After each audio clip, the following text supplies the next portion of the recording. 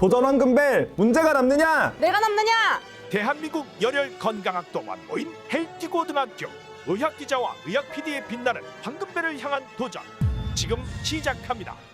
첫 번째 문제입니다. 지금 듣고 있는 노래의 제목은 다리꼬지마입니다. 이 노래 속 주인공이 가지고 있을 법한 질환은 무엇일까요? 정답 적어주세요.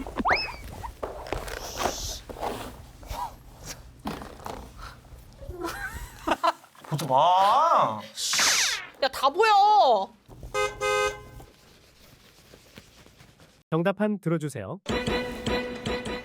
이슬비 학생, 하지정맥류라고 적어주셨어요. 왜 그렇게 생각하셨나요?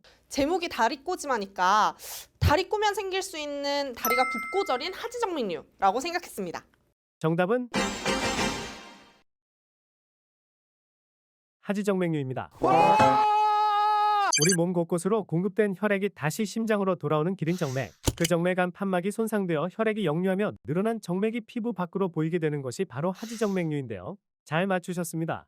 두 분 정답 축하합니다. 이번 문제는 하지정맥류의 증상에 관한 문제입니다. 하지정맥류의 대표적인 증상 두 가지를 나열하세요. 먼저 황희안 학생. 잠깐만요. 잠깐만, 나 어저께 외웠거든. 잠깐만. 기억 안 나지? 기억난다고. 빨리 말해 그러면. 여기 시간 제한 없어요? 조용히 무다리. 무다리? 야, 너는 맨날 지하철에서 다리 양보도 안 하잖아. 나이가 몇인데 벌써 다리가 무겁다고. 다리 아픈 거 못 더라고. 다리 아픈 게 죄예요? 엄마가 외워. 정답입니다. 에? 정답? 정답? 우리 뭐 정답이야? 몰라. 정답이에요? 다리가 붓는 증상과 다리가 무거운 증상 모두 하지정맥류의 대표적인 증상입니다. 자, 지금부터 황금벨 도전의 마지막 문제. 오늘은 특별히 헬티고등학교를 찾아주신 전문가 선생님을 모시고 풀어보겠습니다. 안녕하세요. 서울선 정형외과 하지정맥류 클리닉 이윤학입니다.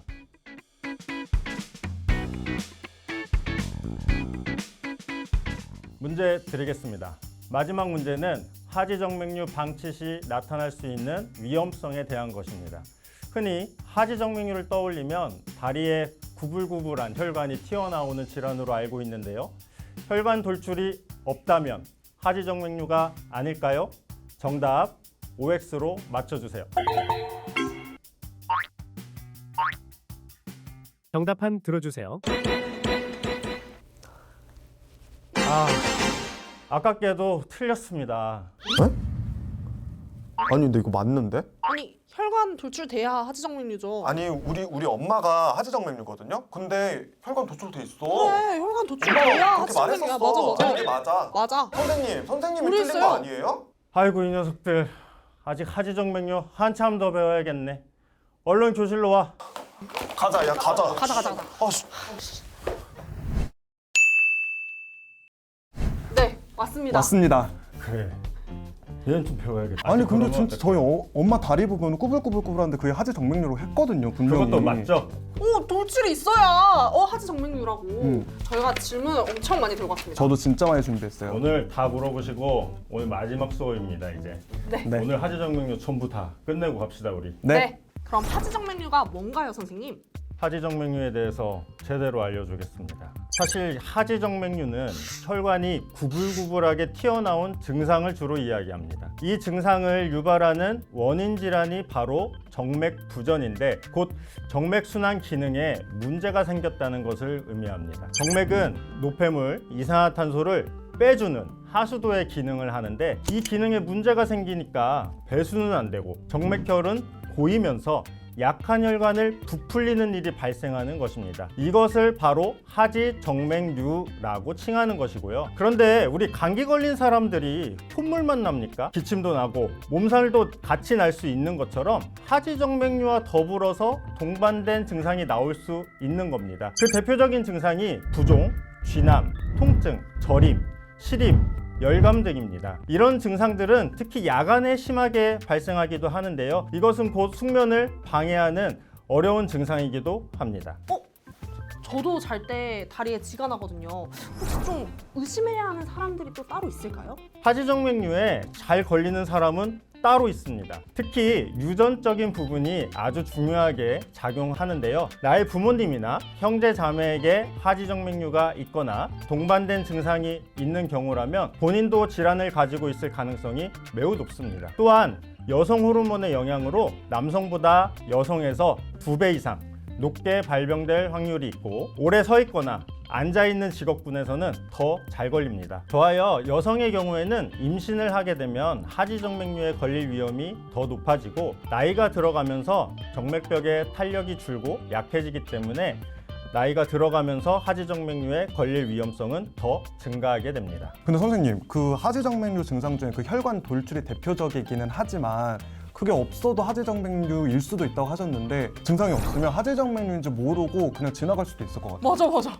그럼 언제 병원에 가야 돼요? 튀어나온 혈관이 보이지 않아서 오히려 질환에 대한 의심과 진단이 늦어지는 경우가 매우 많은데요.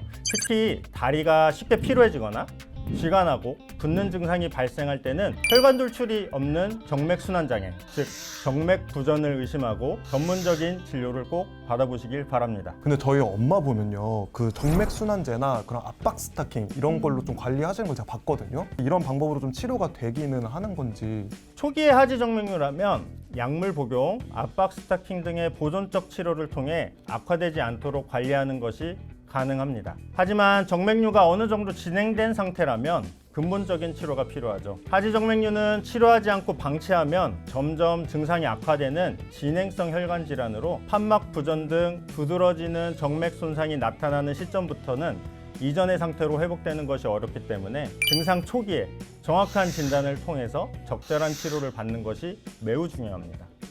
그러면 하지정맥류 치료법은 어떤 게 있는지 궁금합니다. 일하시는 분들은 좀 오랫동안 시간을 비우기 되게 힘드실 것 같아요. 맞습니다. 하지정맥류의 치료의 핵심은 문제되는 정맥혈관을 제거하는 것입니다. 원인에 대한 치료가 중요하다는 말이에요. 문제혈관을 제거하는 방법은 크게 3가지로 나뉩니다. 첫 번째는 수술적 제거, 두 번째는 열이 발생하는 시술, 즉 고주파와 레이저, 세 번째는 열이 발생하지 않는 시술인 혈관 접합제와 기계화학 시술입니다. 수술적 방법은 마취, 그다음에 수술 흉터, 그리고 긴 회복 기간 등이 환자에게 부담이 될 수 있습니다. 고주파와 레이저 치료도 혈관이 돌출된 증상만 있는 경우에는 효과적인 치료법으로 볼 수 있습니다. 혈관이 부풀어진 상황이 대퇴부에 집중이 돼 있다면 더욱 그렇습니다. 그런데 혈관이 돌출된 증상과 동반한 증상이 있거나 혈관 돌출 없이 동반 증상만 나오는 경우는 추가적으로 고려할 사항이 생깁니다. 무릎 아래 다리에 증상이 생기면 무릎 아래에 있는 문제혈관을 치료해야 합니다. 그런데 문제 정맥은 무릎 위에서는 신경과 정맥이 좀 떨어져 있습니다. 반대로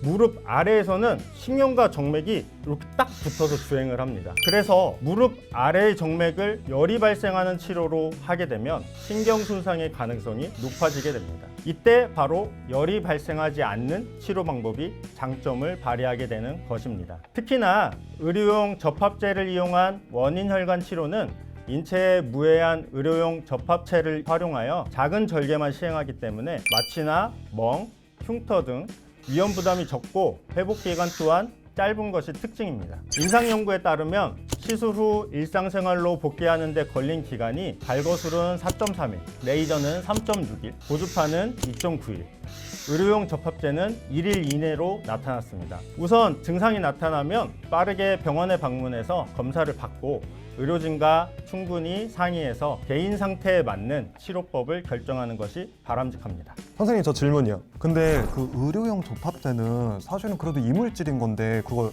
인체 안전할까요? 아주 좋은 질문입니다. 해당 의료용 접합제는 정맥류 치료뿐만이 아니라 뇌, 동정맥 기형, 골반 우렬 증후군, 상처 봉합 등 이미 널리 사용되는 물질입니다. 그로 인해 장기적인 안정성과 효과는 입증됐다고 할 수가 있습니다. 또한 하지정맥류 환자 50명을 대상으로 한 글로벌 임상 연구에서 의료용 접합제 시술 전후 1개월 시점을 비교했을 때 증상 개선과 삶의 질이 모두 향상된 결과를 보였습니다. 의료용 접합제로 수술한 후에 압박 스타킹을 착용하지 않은 상태에서 환자의 86%가 시술 후 1개월이 지난 시점에서 전혀 통증을 느끼지 않았다고 응답했고 1년 지난 시점의 만족도 또한 98%로 나타났습니다. 다만 약물에 의한 치료이기 때문에 알러지 반응을 일으킬 수 있어서 환자의 여러 가지 상황을 고려하여 신중하게 치료하는 방법을 선택하는 것이 필요합니다. 근데 1년 시점 만족도가 이제 98%가 진짜 높다. 진짜. 그러면 하지정맥류 증상이 의심되면 진짜 참지 말고 병원 가야 되겠네. 심지어 안정성까지 확인됐다고 가야 하니까 이거는 환자분들 아프시면 꼭 가야 할 것 같다. 근데 선생님, 하지정맥류 치료 후에 보험금 지급 여부 때문에 좀 논란이 있었다고 들었어요. 이거에 대해서 좀 알고 싶습니다. 먼저 실손보험 청구와 관련한 이슈가 여러 건 있었다는 소식에 대해 많은 분들이 오해를 하는 부분이 있는 것 같습니다. 최근 지급 거절 사례에서 분쟁의 원인이 된 부분은 치료법 자체의 문제가 아닙니다. 어느 치료나 마찬가지겠지만 진단과 치료의 근거가 정확하다면 보험금을 정상적으로 청구하실 수 있으므로 꼭 치료가 필요한 환자분들이 치료를 지레 망설이실 필요는 없습니다. 보험금을 지급받기 위해서는 무엇보다 치료 전에 반드시 명백한 근거가 담긴 초음파 진단 소견을 의료진에게 요청하시는 것이 중요합니다. 다만 명백한 진단 근거가 있는데도 간혹 의료 자문이라는 절차를 통해 일시적으로 지급이 거절되는 사례가 있습니다. 보험사에서 의료 자문을 요청받았을 때는 필수로 동의해야 할 의료 자문과 선택사항인 제3 의료기관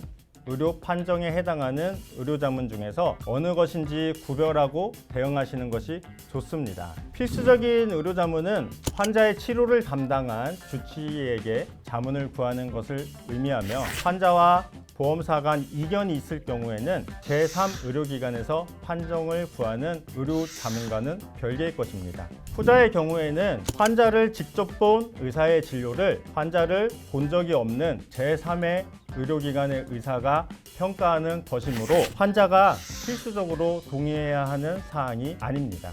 그러나 일부의 경우 이러한 차이를 약관이나 안내문에서 알기 쉽게 구분하여 설명하지 않아서 소비자가 자신의 권리를 정확히 알지 못한 채 제3의 의료기관에 대한 의료자문이 발생하기도 하고 직접 진료를 본 의료진과 직접 진료를 보지 않은 의료진 간의 치료 적성성에 대한 이견이 발생하기도 하여서 결과적으로는 복잡한 절차로 신속한 지급이 이루어지지 않으므로 환자들이 오히려 피해를 보는 사례가 발생하기도 합니다. 치료를 받을 계획이 있는 환자라면 의료진에게 명백한 진단 근거를 요청하시고 실손보험금 청구 과정에서 보험사로부터 의료자문에 대한 동의를 요청받았다면 의료자문의 내용에 대한 자세한 설명을 요청하는 것이 필요합니다.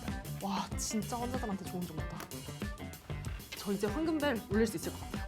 선생님, 그러면은 마지막 하지정맥류 요약 정리 한마디 부탁드립니다.